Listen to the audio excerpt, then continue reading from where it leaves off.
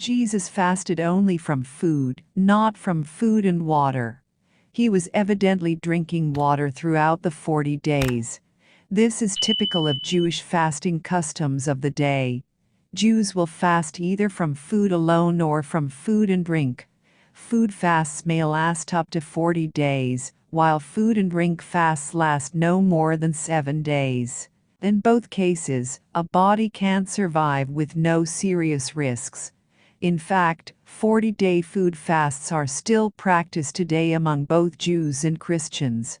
Christians who have participated in 40-day fasts report that hunger pangs cease after 2 to 3 days and don't return again until around the 40th day, just as the Gospels report in Jesus' case. The book of Luke chapter 4, verse 1 and 2 says, "And Jesus, being full of the Holy Ghost, returned from Jordan, and was led by the Spirit into the wilderness, being 40 days tempted by the devil. And in those days he did eat nothing. And when they were ended, he afterwards hungered." The Bible recorded that Jesus was hungry and not thirsty. Therefore, Jesus did drink water during his 40 days fasting and praying, as it is impossible for anyone to go for 40 days without eating or drinking water. Alfred Ndlovu, a South African pastor, died after 30 days of fasting. It's a tragic story, but it's not what it seems. Because Ndlovu, 44, died not because he couldn't get enough food to eat, but because he believed he was following in the footsteps of Jesus. Just as Jesus fasted for 40 days, Ndlovu decided to do the same, but without water as well. He lasted for 30 days, then he died. He is not the first person to try this. Zimbabwean Kulu Reinforcemanyuka Zimbabwean self-styled Messiah Kulu Reinforcemanyuka died from malnutrition after going without food for 30 days when he tried to emulate Jesus Christ and fast for 40 days and 40 nights. Mr. Manyuka, 73, left home on 15 June 2015 and headed into the bush to conduct prayers, redirecting his attention to God, away from things of the earth. He was known by his family and community at large as a very spiritual person whose faith could move mountains, and his death has puzzled those close to him. One close relative said, "He was a very spiritual man. It's unfortunate he had to die this way." After a month we got the sad news of his death. He was a healthy and religious old man who did not even look his age. Attempting to equal or break Jesus Christ's record of fasting for 40 days, Mr. Manyuka gave up the ghost after just a month, despite having no history of illness. He was alone in the wilderness, and his body was found by a stranger who then alerted the police. According to the police, Mr. Manyuka is not the first to die from fasting, as numerous other cases have been reported. A police spokesman said that they are powerless, however, to prevent members of the public from fasting, especially for very long periods of time. Also, Francisco Baraja, founder of the Santa Trindade Evangelical Church, died at a hospital in the city of Beira, where he was evacuated in critical condition. After 25 days without food or water, he had lost weight to the point where he could not stand up. He was aged 39. He had been taken to hospital at the insistence of relatives and followers. Mr. Baraja was diagnosed with acute anemia and failure of his digestive organs. He was rehydrated with serums, and an attempt was made to introduce liquid foods, but it was too late, and he died on Wednesday. The pastor was also a French teacher in the town of Mesika, in the central province of Manica, bordering Zimbabwe.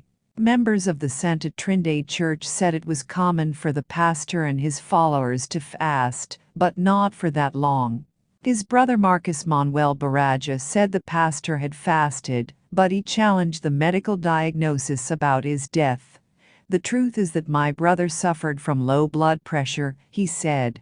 But whatever their motivations for doing this, there are good reasons for thinking that they are on the wrong track in any case, and that the biblical account of a 40-day fast can be understood very differently.